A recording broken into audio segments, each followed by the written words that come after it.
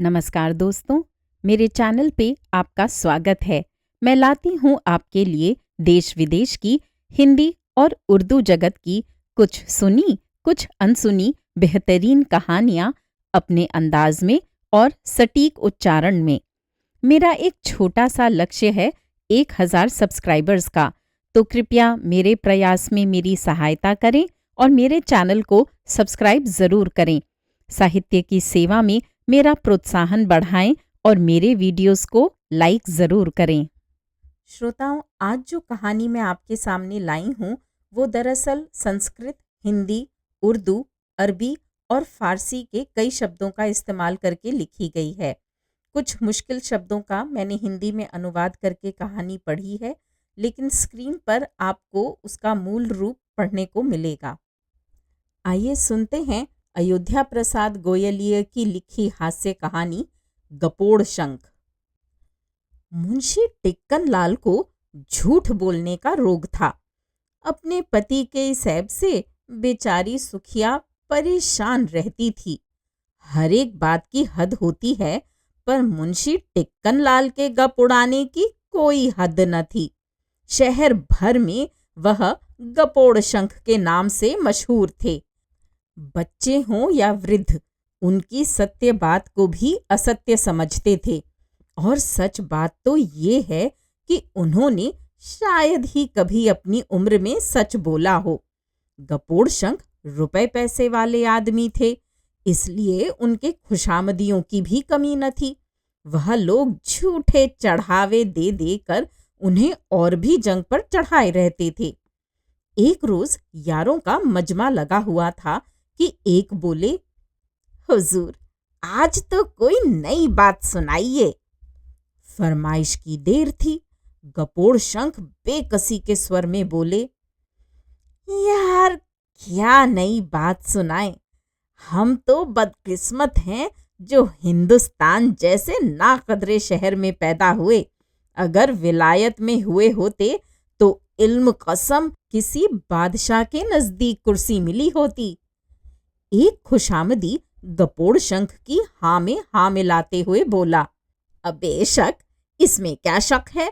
वहां तो कहते हैं आप जैसे ज़हीन इंसान का जीते जी दिमाग खरीद कर अजायब घर में रख देते हैं। गपोड़ शंख इस मीठे मजाक को न समझकर मारे आत्मगौरव के शेखी में आकर बोले, यारो, कल की बात तो सुनो। गपोड़ शंख के इतना कहते ही एक बोला, वल्लाह, क्या जहन पाया है! कल्कि अवतार का क्या संक्षिप्त रूप कल्कि नाम रखा है। तीसरा बीच ही में बोल उठा, कल्कि कारस्तानियों के क्या कहने, अभी तक तो रेल, तार, बिजली, ट्राम वगैरह ही कल्कि देखी थी। अब सुना है कल्कि औरतें भी बनने लगी हैं। गपोड़ शंख खिसिया कर बोले, अमा यारो, तुम भी कहाँ की बात कहाँ ले उड़े। मेरा मतलब कल की बात से, गुजरे हुए दिन की बात से था। गपोड़ शंख का ये कहना था कि सब खिलखिलाकर हंसते हुए बोले, वाह हुजूर वाह, इसे कहते हैं हाजिर जवाबी। क्या मजमून को बदला है। हाँ साहब, फिर क्या हुआ कल रोज? गपोड़ शंख, हम अपने मुश्की घोड़े पर चढ़कर कल शिकार को गए तो आंधी ने ये जोर पकड़ा कि हाथ को हाथ दिखाई नहीं देता था। हमने जो गलती से घोड़े को हंटर लगा दिया तो बस गरम हो गया, लगा हिरन की तरह चौकड़ियां भरने। हम लाख लाख उसको रोकने की कोशिश करते थे, मगर वह किसकी सुनता था। एक, तो हुजूर, आपने भी तो गजब कर दिया। मुश्की को हंटर की बर्दाश्त कहाँ, वह तो कुश्ते कालीन खाकर और शरबते शबनम पीकर इतना बड़ा हुआ है। उसने जो लाड़ प्यार की जिंदगी बसर की है, वह किसी नवाब को मयस्सर नहीं। बड़े हुजूर के छूचक में हुजूर की दादी साहबा उसे अपने मैके से ले आई थीं। कुत्ते जैसे कद से माशा अल्लाह वह इसी घर में इतना बड़ा हुआ है। दूसरा, मुश्की घोड़े के क्या कहने, दूर दूर में अपना सानी नहीं रखता, नाजुक इतना कि खुदा की पनाह। उस रोज घास का गट्ठर लिए हुए हजरत गड्ढे में गिर पड़े तो 2 रोज तक उठने का नाम ही नहीं लिया। वह तो कहिए खैरियत हुई जो मनाने पुचकारने से उठाए, वरना गजब ही हो जाता। तीसरा, अम्मा, मुश्की घोड़े की हर एक चीज लाजवाब, उसकी सारी आदतों में बांकापन, उसकी हिनहिनाहट कोयल की बोलती बंद करे, रूप उसका सब्ज परी को भी शर्माए, उसकी पसली की उभरी हुई हड्डियां चंपे की कलियों को दूर बिठाएं, अंदर को घुसी हुई छोटी और गोल आंखें कबूतर को भी नीचा दिखाएं, और उसकी खिरामा खिरामा चाल लखनऊ के नवाब वाजिद अली शाह से भी शोखी भरी। परमात्मा झूठ न बुलाए, हुजूर के मुश्की घोड़े से तो काबुली गधा ईर्ष्या कर ले। चौथा, बीच ही में बात काट कर, यार हो तुम निरे चोंच ही, श्याम कल्याण गाते गाते ये भैरवी की तान क्यों छेड़ दी? मुश्की घोड़े से और काबुली गधे से क्या निस्बत? सच कहते हैं, इल्म मजलिस में ऐरे गैरों को नहीं बैठने देना चाहिए। गपोड़ शंख, भाई इस पर क्यों खफा होते हो? ये भी किसी हद तक ठीक ही कहता है। पहले काबुली गधे शाह ईरान की सवारी में रहते थे। गपोड़ शंख का इतना कहना था कि चारों तरफ से खूब खूब की बौछारें होने लगी। वल्लाह कैसा मीठा फिक्रा है, गुलाम के कसूर को वफादारी में शामिल करना, इसे कहते हैं गरीब परवरी। किसी शायर ने क्या खूब फरमाया, जो बात की खुदा की कसम लाजवाब थी। हाँ तो हुजूर फिर क्या हुआ? गपोड़ शंख को पल भर पहले की बात याद नहीं रहती। वह इस चक्कर में पड़े कि अब मैं क्या कहूं, न मालूम क्या कह रहा था। इस बात को एक चंट ताड़ गए। उन्हें खुद नहीं मालूम कि कौन क्या बक रहा है। जल्दी में बोल उठे, जी फिर उस बैंगन का क्या हुआ? दूसरा बोला, यार तुम भी हो निरे खुशके, बेगुन आदमी भी कोई आदमी है, फिर भला उसका यहाँ गुनियों की महफिल में जिक्र ही क्या? गपोड़ शंख, क्यों जी, तुम्हें इन्होंने खुश का किन शब्दकोशों का मुंह देख के कहा? वह बोला, हुजूर मेरी पैदाइश खुश का शहर की है, इसीलिए मुझे ये लोग इस प्यारे नाम से पुकारते हैं। गपोड़ शंख, भाई ये खुशका कौन सा शहर हुआ? ये नाम तो आज ही सुना। खुशका किस बला का नाम है ये वह स्वयं नहीं जानता, फिर गपोड़ शंख को क्या खाक बताता? फिर भी दांत निपोर कर बोला, वाह हुजूर वाह, गुलाम के सामने नादान बनकर उसका हौसला बढ़ा रहे हैं। बंदा नवाज यूं चींटी पर पसेरी डालकर उसे एहसान से इतना न दबाएं कि वह निकल ही ना सके। दूसरा, वाह, मैं सदके जाऊं हुजूर के इस भोलेपन पर। इस सादगी पे कौन न मर जाए ए खुदा। लड़ते हैं मगर हाथ में तलवार भी नहीं। दाग का शेर है। अच्छा साहब, आपको भोलापन मुबारक। लो हम ही बताए देते हैं। ये उसी खुरासान शहर का संक्षिप्त रूप है जहां मैं हुजूर के हमराह बारात में गया था।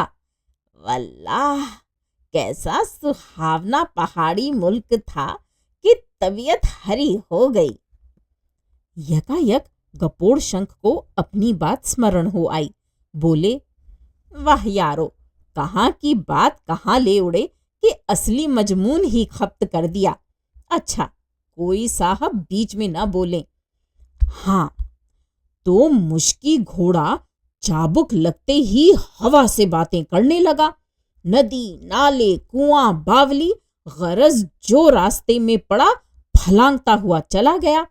यहाँ तक तो हमें भी कुछ बुरा महसूस नहीं हुआ, पर जब पीपल के पेड़ पर से कुलांद मारी तो इन जानिब के भी होश खता हो गए। वह तो हम ही थे जो सवारी गांठे रहे। खैर, जब मुश्की ने पीपल पर से छलांग मारी तो हम भी गरम हो गए। फिर हमें ताव कहाँ, हमने अपनी बंदूक सीधी कर ली।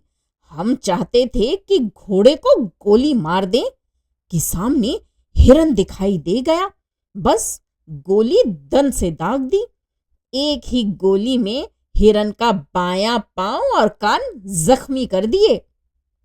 इतना सुनना था कि यार लोग बेतहाशा चीख पड़े।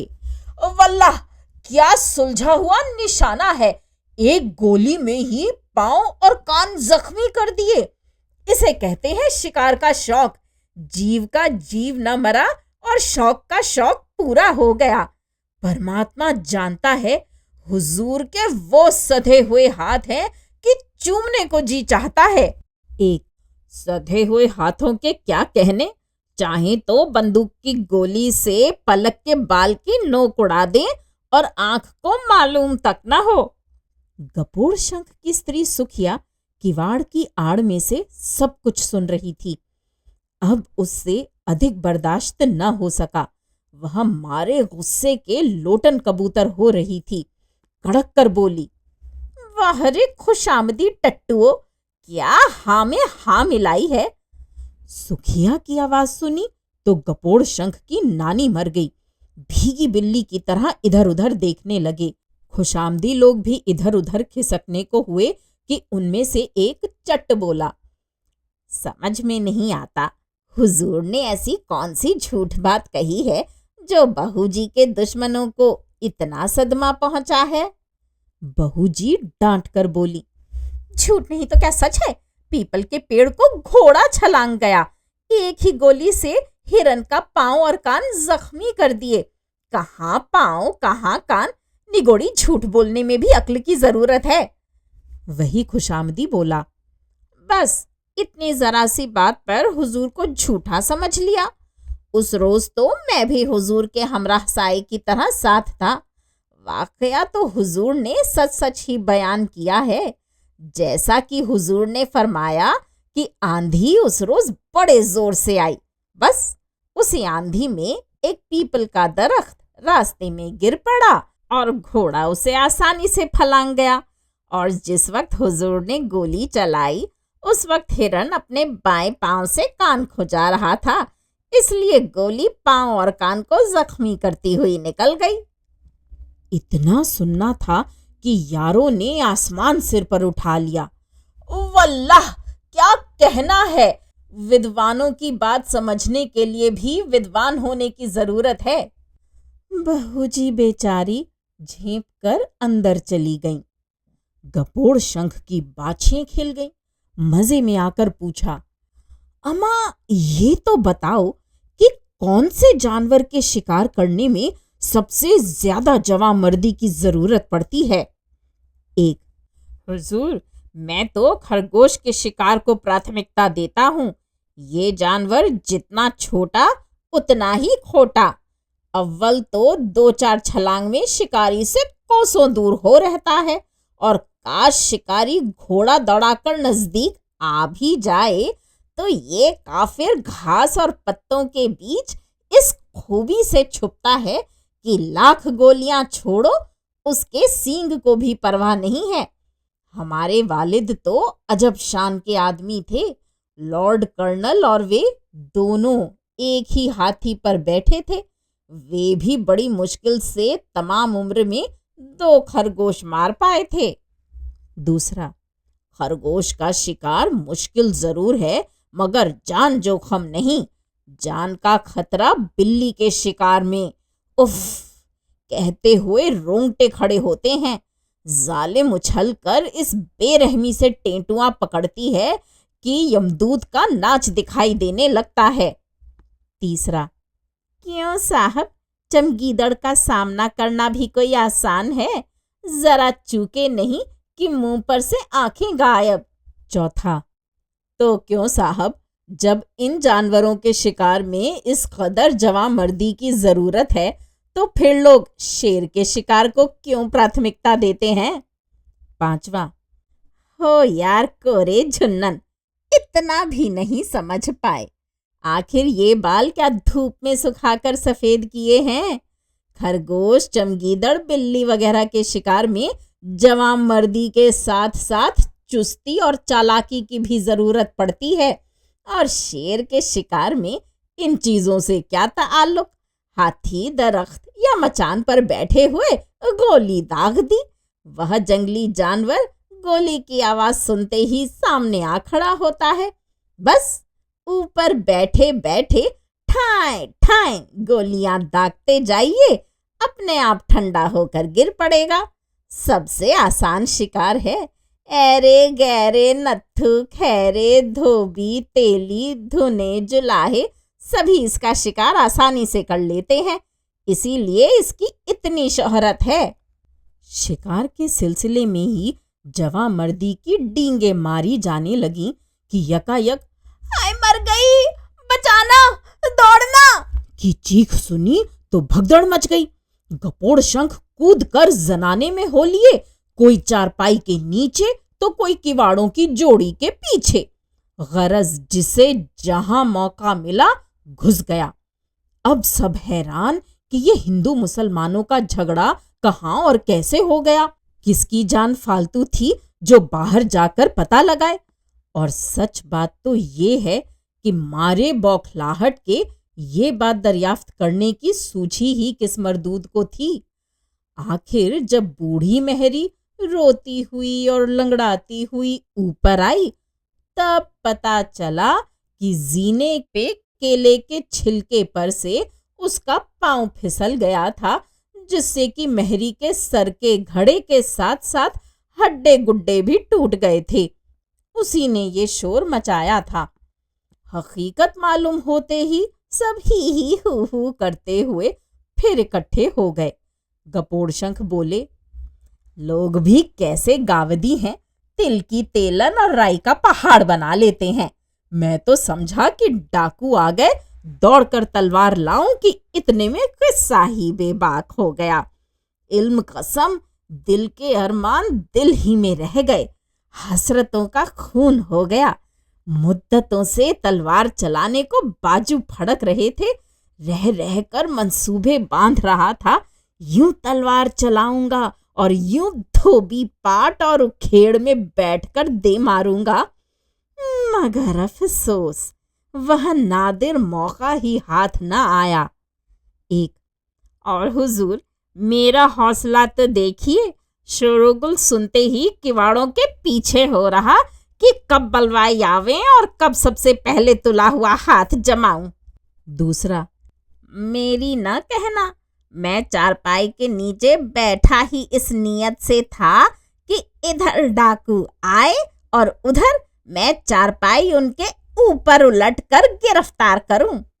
तीसरा, यारों तुम तो कट मरने को तैयार थे, ना तुम्हें कोई रोने वाला न धोने वाला। आज मरे कल दूसरा दिन, आगे नाथ न पीछे पगहा। पर यहाँ तो कुनबेदार आदमी ठहरे, बहन हमारे, भांजी हमारे, फिर क्यों कर लड़ने को तैयार हो जाते। चुपके से संदूकचे में बैठ गए कि कोई लड़े या मरे, हम तो कुछ ना बोलेंगे। हाँ, संदूक के सामान पर कोई हाथ लगाता तो हम अलबत्ता जान पर खेल जाते, चमड़ी दे देते पर दमड़ी न जाने देते। जान से ज्यादा रुपए की कद्र करना हमने तहसील के खजांची साहब की अर्दली में रहकर सीखा। गपोड़ शंख बीच ही में बात काट कर बोले, अम्मा ये तो बताओ, झूठ को लोग गुनाह क्यों समझते हैं? एक बोले, हजरत सच बात तो यूं है कि झूठ को गुनाह वही लोग समझते हैं जिनके पास अक्ल कभी झांकने भी नहीं आती, वरना झूठ के बगैर दुनिया का काम ही नहीं चल सकता। औरों की बात रहने दीजिए, हर एक कौम और हर एक देश के रूहे रवां शायर लोग होते हैं, सब उनके बताए हुए रास्ते पर चलते हैं, वह भी इस झूठ से न बचने पाए। दूसरा, ये एक ही दुगने की हाकी कि झूठ से ना बचने पाए। बंदे खुदा ये नहीं कहते कि सच उन्होंने जिंदगी भर न बोला, ताउम्र झूठ की ही परस्तिश करते रहे। माशूक के मुंह को चांद, उसके रुखसार के शिफ को आशिक की आहों से दुनिया भर के जले हुए पहाड़ों का धुआं बताया। उसके हंसने को बिजलियां गिराना और रोने को मेह बरसाना लिखा। उसकी भौहों और पलकों के बाल की नोक को छुरी, तीर, तलवार, दशना और खंजर से भी ज्यादा खतरनाक समझा। उसकी कमर दूरबीन से भी देखने में ना आ सके इतनी पतली, और आंखें काजल का भार भी ना उठा सके इतनी नाजुक, और उसकी जुल्फे तुर्की को सांपों का जोड़ा तस्लीम किया। गरज गधे के सर पर सींग, आसमान में फूल और इंसान के दुम तक लगाने में वे लोग न चूके। एक दिन गपोड़ शंख की घरवाली किसी रिश्तेदारी में गई तो उसे देखते ही औरतों ने चुपके से कहा, बहनों खामोश रहो, गपोड़ शंख की घरवाली आ रही है। ऐसा न हो कि कोई बात हमारी ये सुन जाए और फिर जाकर अपने मर्द से कह दे। कहीं ऐसा हो गया तो सारे शहर में बात का बतंगड़ फैल जाएगा। ये बात सुखिया के कानों में भी पड़ गई। वह मारे गैरत के उल्टे पांव अपने घर लौट आई और आसन पाटी लेकर पड़ रही। गपोड़ शंख हैरान थे कि ये यकायक आनंद कांड में कोप कांड कैसे प्रारंभ हो गया। अब उन्हें डर लगने लगा कि कहीं किष्किंधा कांड शुरू होकर लंका कांड तक नौबत ना पहुंचे। अनेकों मिन्नतों और खुशामदों के बाद सुखिया बोली, आखिर तुम मुझे यूं कब तक जलाओगे? सारे शहर में बदनामी हो रही है पर तुम्हारे कान पर जूं तक नहीं रेंगती। मैं पूछती हूँ, तुम्हें इस झूठ बोलने में क्या मजा आता है? कभी छठे चौमासे, होली, दिवाली सच भी बोल लिया करो।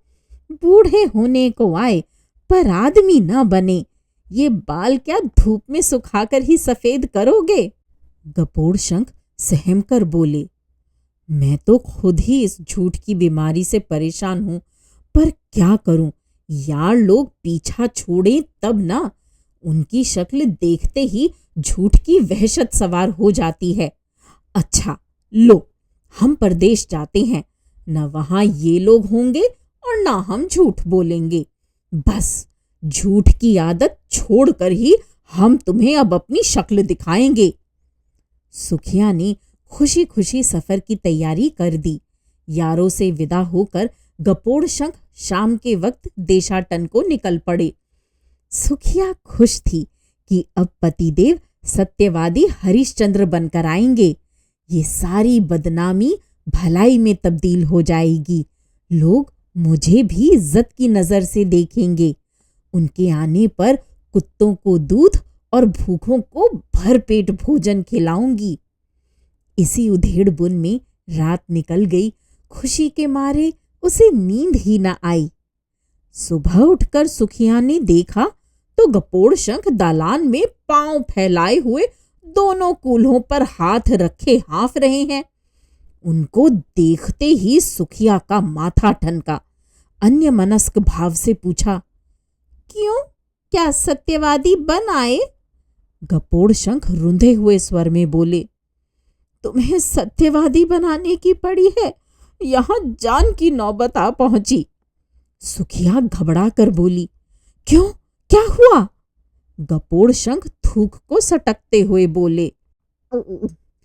ये न पूछो, याद आते ही बदन में रोंगटे खड़े हुए जाते हैं।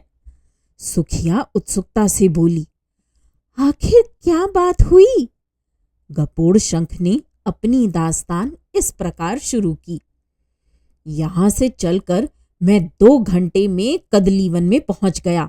वहां एक साफ सुथरी चट्टान पर बैठकर भोजन करने की तैयारी में था कि इतने में पूरे 22 हाथ लंबा, न जौ भर छोटा न तिल भर बड़ा शेर आ पहुंचा। यूं शेर के शिकार सैकड़ों ही किए, पर न मालूम उस वक्त क्या हुआ, उसे देखते ही मुझे पसीना आ गया। शायद पसीना आने की वजह मेरी गरम मिजाजी हो। खैर, मैंने उसे निशाना बनाने के लिए जो बंदूक संभालना चाहा, तो ख्याल आया कि इस निहत्थे से तो खाली हाथ ही लड़ना चाहिए। ये सोचते ही मैं चाहता था कि धोबी पाट का हाथ दिखाकर इसे जमीन सुंघा दूं, कि दया आ गई और सोचा क्यों नाहक जीव हत्या करूं। ये तो जानवर है, इसका क्या बिगड़ेगा, मुफ्त में इस जून से छूट जाएगा, पर मुफ्त में पाप मुझे लगेगा।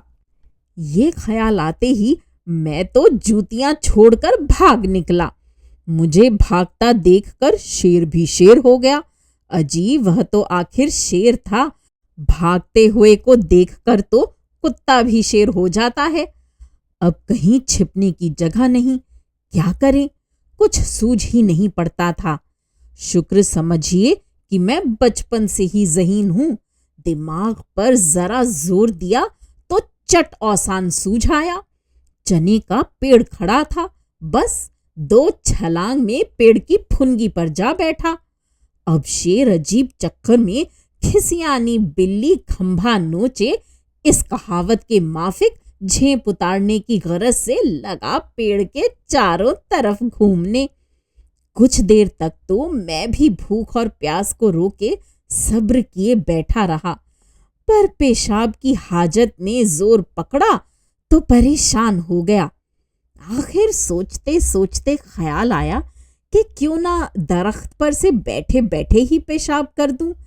मेरा दरख्त से पेशाब करना था कि वह जालिम पेशाब की धार को पकड़कर ऊपर चढ़ने लगा। तब तो मैं भी चौकड़ी भूल गया, घबरा कर पेशाब रोक ली। पेशाब का रुकना था कि वह धड़ाम से औंधे मुंह जमीन पर गिरकर ठंडा हो गया। एक मुसीबत से निजात पाई तो दूसरी को दावत दी। पेशाब की धार के जोर से पेड़ की जड़ें हिल गईं और मुझे लिए पानी के अंदर चली गईं। खैरियत हुई जो हम तैरना जानते थे, वरना उसी खेत में समाधि बन जाती। सुखिया आंखें नचाती हुई बोली, जब पानी में भीग कर आए हो तो बदन के कपड़े कैसे सूख रहे हैं? गपोड़ शंख, आखिर इतनी देर धूप में चलकर आया हूं, कपड़ों के सूखने में कुछ देर लगती है। सुखिया माथे पर हाथ मारकर बोली, बस माफ करो, मैं बाज आई आपके सत्यवादी बनने से। मेरे गपोड़ शंख भरतार, जितने पहले थे उतने ही बने रहो, आगे ना बढ़ो, यही गनीमत है। श्रोताओं, अभी आप सुन रहे थे 1933 में लिखी हुई ये हास्य कहानी गपोड़ शंख, लेखक अयोध्या प्रसाद गोयलिया। उम्मीद है ये कहानियाँ आपको पसंद आ रही होंगी। मेरे चैनल पर आने के लिए और इन कहानियों को सुनने के लिए धन्यवाद।